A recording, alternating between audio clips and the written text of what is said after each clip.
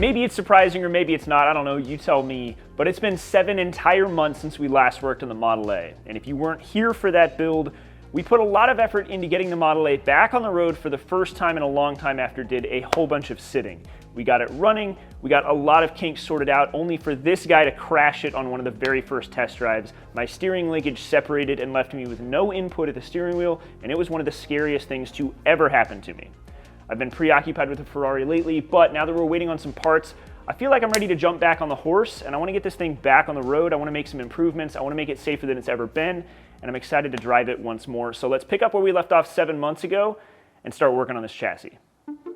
Most of you guys are familiar with the Model A, but this channel has done quite a bit of growing since the last time we tinkered with it, so I want to give a quick crash course of what we've accomplished and where we left off.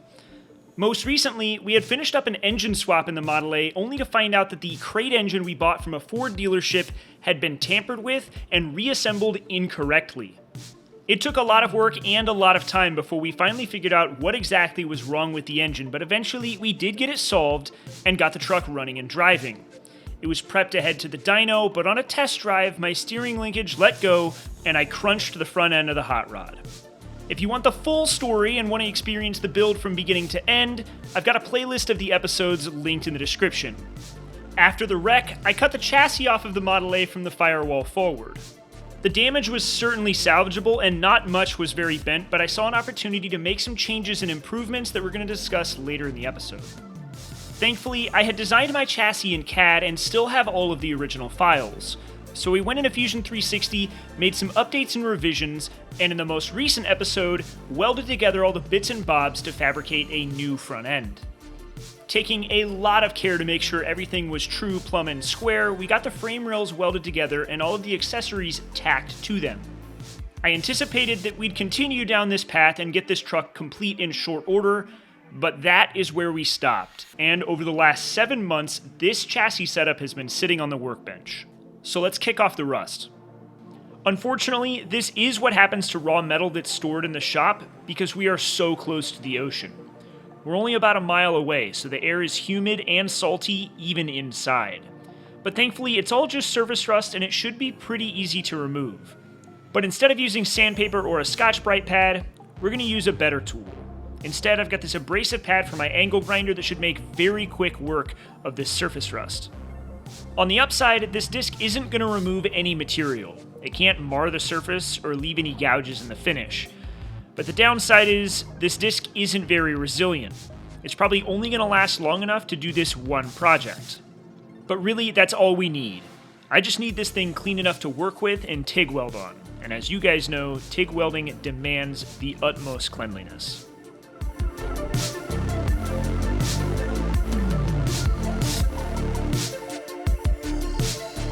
After getting everything cleaned up, I then gave everything a wipe down with some acetone to make sure all of the oils and contaminants are removed from the surface, and then it was time to burn everything in.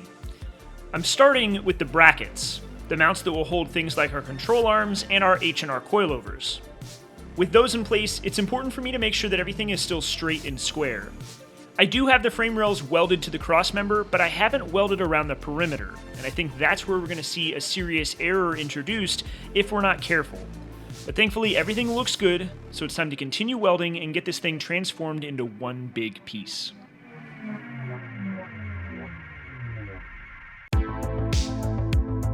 Now, I'll sheepishly say if you're enjoying this content, leave a like or subscribe if you haven't and you want to see this Model A back on the road. A simple click goes a long way towards supporting me and the work I put into these videos.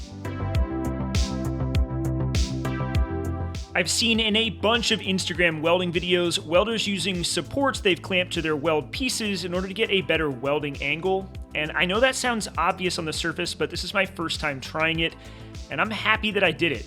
This made a huge difference in the weld quality I was able to accomplish, and I'm really happy with the outcome on a weld I would have struggled with otherwise. This welding project turned out really well, but it wasn't without a couple of drawbacks. As you can see, there's a lot of welding on the outside of these tubes and almost none on the inside. I probably should have clamped something in here to prevent some warpage, but I didn't. And so as a result, we need to account for a couple of 30 seconds worth of distortion. Some heat should do the trick, so we're going to bust out the torch and get this metal hot. If we heat up the inside of the chassis and then cool it down appropriately, we can get it to shrink back into place. I'm just kidding, this will not work. I took this over to Brett's place. We used his oxyacetylene torch. We got it all squared up, lined up, everything looks really good, and it's critical that all this stuff is straight. Our suspension geometry depends on it, and I want to make sure it looks good. After all, we're replacing the front of this chassis because it's very minorly bent. Let's make sure this stuff is right. All right, on to the next pieces. Next on the list is the front lower control arm mounts, and because these are separate pieces and are divorced side to side, I spent a lot of time making sure they were square to what we've already assembled.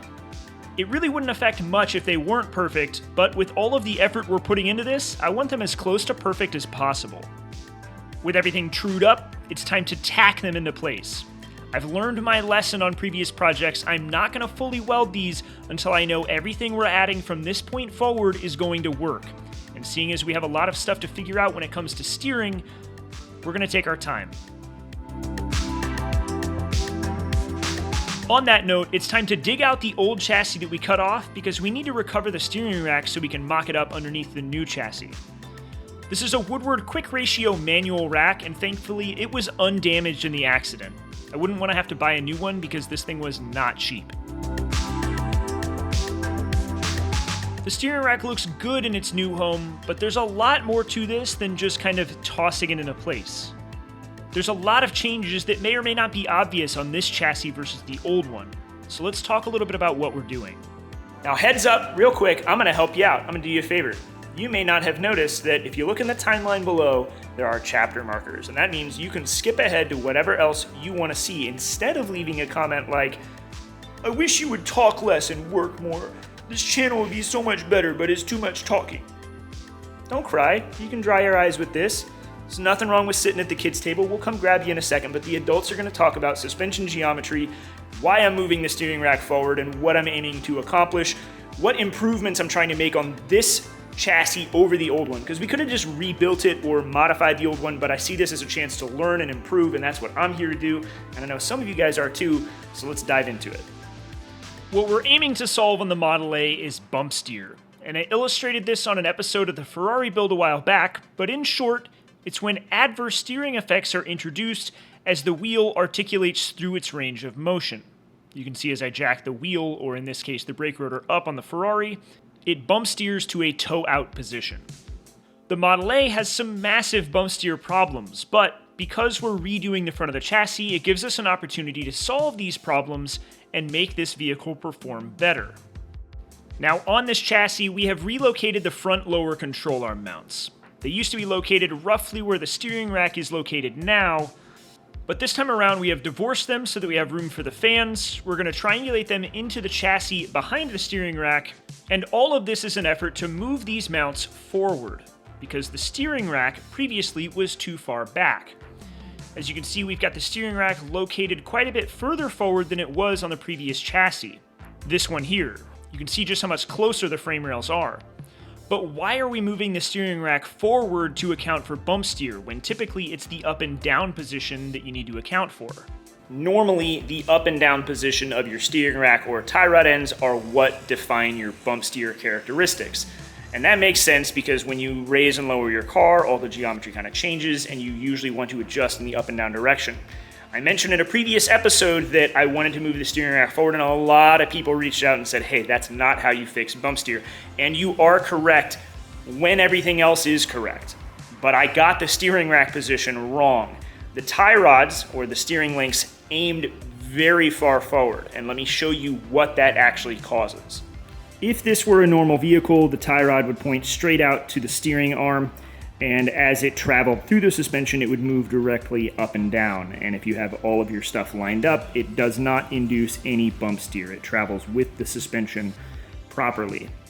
Now, the problem that we had is that in order to grab our steering arm, our tie rod had to point extremely far forward like this. Now, if it's not at the end of its ball joint, that's okay. It can still travel directly up and down in the right geometry. But if you're at the limit of it, like this, well, the problem is that this pivots on a ball socket on the inside. That's the limit of the travel there. If we're at the limit here forwards and we want to travel up, it's going to travel on an arc. It's going to pull the wheel in or out as it travels. And that's what we were having. I didn't have the steering rack far enough forward. I had too much angle on my tie rod. And so as it bumped, it was causing bump steer by traveling on an arc. See how it's moving on a diagonal, not straight up and down? Because it has to. I'm trying to move it up and down, but that ball on the inside is causing it to move in an arc if it's at its limit. So we're gonna rectify that by moving the steering rack forwards, and then we will also adjust the vertical height. We're gonna move the steering rack up and down, fine tune it, and then we will also make some bump steer adjusters for the outside so we can fine tune it out here and get rid of all of the bump steer. That may not have made sense. I'm trying my hardest, I'm not a teacher, but essentially that tie rod end is a ball socket and it rotates, but it has a maximum amount of travel. We were at the limit of the travel, therefore it was traveling on an arc instead of straight up and down. We're gonna get rid of that. Now let's figure out how we're actually gonna mount this steering rack. So we know where we want the steering rack to be, but we need a bit of adjustability built in. After all, we do want to fine tune this and eliminate all bump steer if we can. The only problem is, anybody who's used one of these Woodward racing racks can attest. They are annoyingly frustrating to mount. They have a single bolt on each side, and it's part of a cast aluminum boss that's integrated into the rack itself. The flat part of the mounting surface isn't the lowest point, which requires usually some sort of spindly or offset mount to hold onto this thing, and overall it's just kind of annoying. For the sake of supporting this rack and for triangulating those front control arm mounts, I want to add some tube work to this thing, which means we've got to get out the Old Faithful, our tube notcher. Using a 2-inch hole saw, we can easily cope the end of a tube to match the shape and contour of the end of our lower control arm mount. With a proper miter cut on the other end, this tube should just drop into place, so making these should be very straightforward and easy. I thought I'd have a really cool time lapse of the entire process from overhead, but my memory card filled up after just a couple of minutes, so unfortunately we just skipped straight forward to the finished result. These 1.5-inch DOM tubes should do a ton for adding structure and support to these lower control arm mounts, and they should help the front of this chassis to keep from twisting as we load this thing up in the turns and twisties. On top of that, we can design some mounts that attach to these tubes so that we can support the steering rack effectively. These mounts need to be really rigid, or otherwise the steering rack will move side to side as we introduce forces as we try to transmit power to the road. Thankfully, with our tubes tacked into place, everything clears just as it should. We've got plenty of room to move this steering rack up and down to fine-tune our bump steer, and it looks far enough forward that we should solve all of the issues we had from our previous setup. On top of designing mounts for this thing, we need to start planning out how we're going to attach it to the chassis that we cut on the Model A, but I've got some ideas that we'll tackle in the next episode. We will, unfortunately for some of you, have to build some new control arms for this thing as well, although I feel pretty confident we can get that tackled at this point.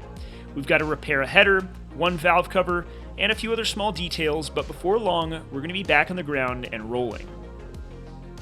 Honestly, I think that's a pretty good place to cap the episode. I'll say if you enjoyed this one, leave a like or subscribe if you haven't yet. We probably only have a few episodes worth of work to get this Model A put back together on the road driving, and we can take it over to Animal Auto and get it on the dyno, which I am really excited about. And of course, if you guys have questions about the build, leave a comment. Let me know. I'll try to answer them at the end of the next episode that we do on this thing. I hope you guys enjoyed this one. It feels like a ton of progress to me. I'm feeling pretty good. I'm excited seeing what we have accomplished on the table. I feel good about our solutions. I think we're going to fix the problems that we had with this thing before. It's all about improving everywhere we can, learning as we go.